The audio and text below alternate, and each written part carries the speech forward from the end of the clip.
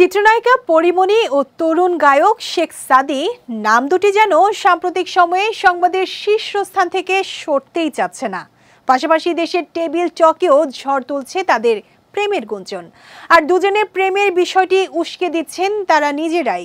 একে অপরকে নিয়ে ফেসবুক পোস্ট বা মন্তব্য যেন নেটিজেনদের কৌতূহল বাড়িয়ে দিচ্ছে কয়েক গুণ। শুধু তাই নয়, পরি সাদীর নানা কর্মকাণ্ড নিয়ে সিনেমা ও সঙ্গীত আঙ্গনেও চলছে বেশ আলোচনা। যদিও সম্পর্কের বিষয়টি নিয়ে সাদীর ভাষ্য, প্রেমের বিষয়টি নিছকই গুঞ্জন, এটি হওয়ারও নয়। তবে দুজনের মধ্যে বোঝাপড়াটা বেশ ভালো।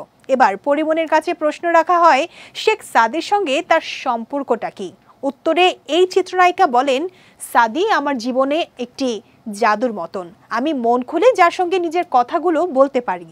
জীবনে খারাপ সময়ে যে পাশে থাকে, আগলে রাখে, সে তো জীবনের আশীর্বাদ হয়ে আসে। ও ঠিক তাই আমার কাছে। ৬ বছর আগে ললনা শিরোনামের গান প্রকাশ করে নিজের কথা জানান দিয়েছিলেন তরুণ গায়ক শেখ সাদী। এরপর নিজের ইউটিউব চ্যানেলে প্রায় গান প্রকাশ করেছেন এই গায়ক। তবে আলোচনায় ছিলেন না খুব একটা। এদিকে ব্যবসায়ী নাসির উদ্দিন মাহমুদের মামলায় গত ২৭ জানুয়ারি আদালতে আত্মসমর্পণ করে জামিন পান পরিমণি। ওদিন নায়িকার জামিনদার হন গায়ক শেখ সাদী। এরপর থেকেই আলোচনায় তরুণ এই গায়ক।